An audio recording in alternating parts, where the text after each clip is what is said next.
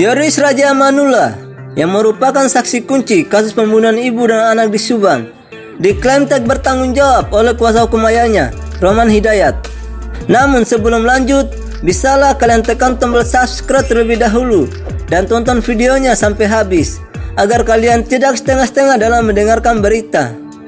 Oke, kalau sudah, mari kita lanjut. Roman Hidayat, yang selaku kuasa hukum Yosef, mengungkapkan bahwa kondisi Yayasan Bina Prestasi Nasional yang didirikan Yosef kini terbengkalai. Hal itu diakibatkan karena Yoris tak bertanggung jawab dalam menangani yayasan tersebut.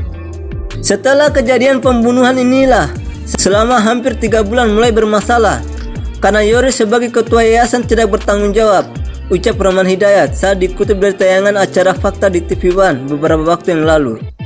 Yayasan Bina Prestasi Nasional kini tergantung dari Yosef sebagai pemiliknya, setelah Yoris dituduh tak bertanggung jawab setelah meninggalkan yayasan tersebut.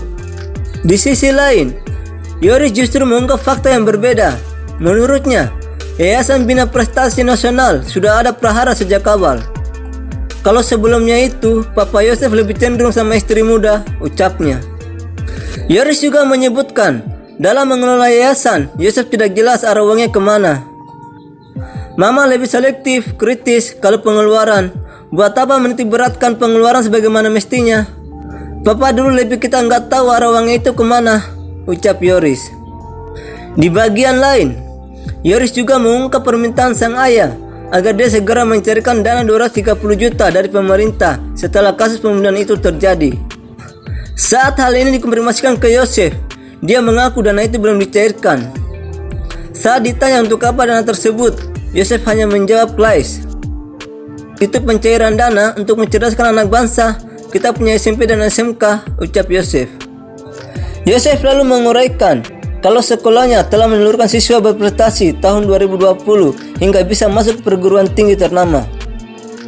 Jawaban yang lebih jelas justru didapatkan dari Roman Hidayat. Menurut Roman, dana 230 juta yang diminta Yosef segera dicarikan itu adalah bantuan operasional sekolah.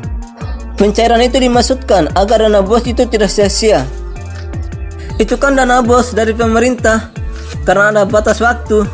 Artinya, kalau tidak digunakan untuk kegiatan pembangunan, dana itu ditarik lagi. Itu masuknya Pak Yosef untuk menjalankan lagi yayasan, ucapnya. Menurut Roman, pencairan itu sebagai tanggung jawab Yosef terhadap anak-anak yang bersekolah di yayasan tersebut. Pak Yosef ada tanggung jawab dengan anak-anak yang sekolah di yayasan. Kalau selama ini ketua yayasan nggak aktif, maka tidak bertanggung jawab.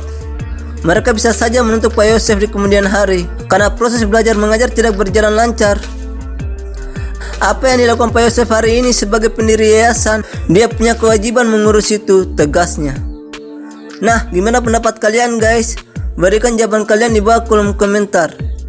Terima kasih telah menonton video kami. Jangan lupa like, comment, and subscribe, serta nyalakan lonceng notifikasi.